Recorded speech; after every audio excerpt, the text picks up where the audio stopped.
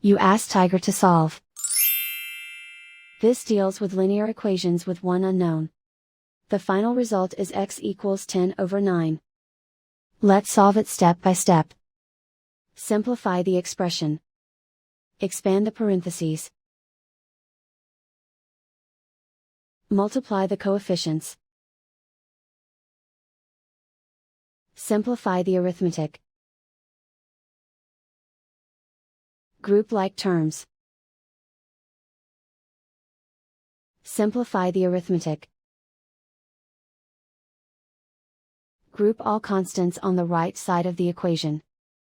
Subtract 20 from both sides. Simplify the arithmetic.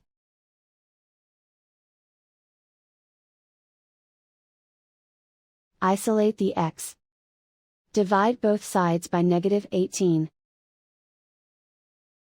Cancel out the negatives. Simplify the fraction.